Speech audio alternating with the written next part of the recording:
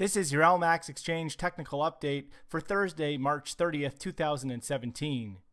Eurodollar. So the big question in the euro over the past several days is whether the market is putting in this major base off the 17-year low from January at 103.40, or if the market is just in a bearish consolidation and this recent rally is just a consolidation within the range ahead of the next major downside extension and continuation of this broader downtrend.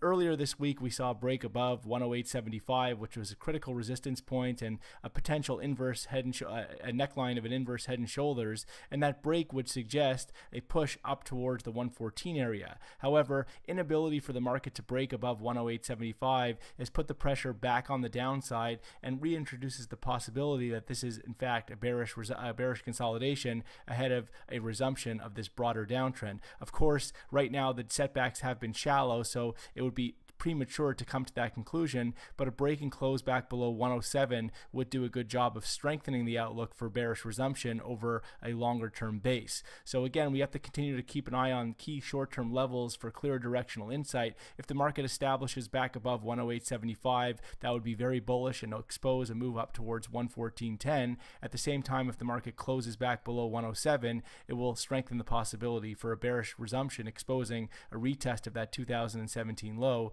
down around 103.40. Sterling dollar. So cable has done a great job once again being very well capped into rallies, as this market has been for the past several months, as it remains well capped below the December 2016 peak at 127.75. This is a bearish market. The trend has been very bearish, and so this latest topside failure could set the stage for another drop back down towards recent range lows in the form of that 2017 low at 1987 from January, which guards against more critical support in the form of the plus 30-year low from October of 2016 at 118.40. At this point, rally should continue to be very well capped, and it would only be a breakback above 127.75 that would suggest a potential shift in this structure.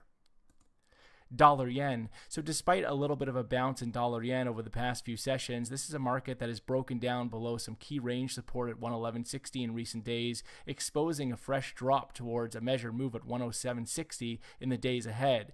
At this point, it would take a break and close back above recent highs around the 111.80 area to take immediate pressure off the downside.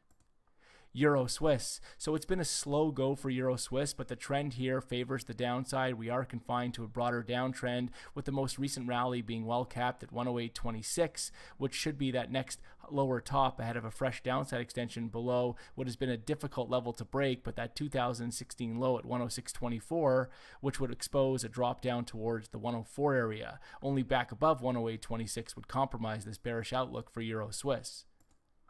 Aussie dollar. So despite a bounce this week in the Australian dollar, the market has been showing signs of topping out yet again up towards 78 after recently stalling out by a 2017 high the other week at 77.50. Look for this latest bounce to be well capped in favor of that next downside extension. A break below the weekly low, which comes in around 75.88, would strengthen the outlook, exposing a retest of the more significant short-term support going back to the 9th of March, that low from March down at 74.92.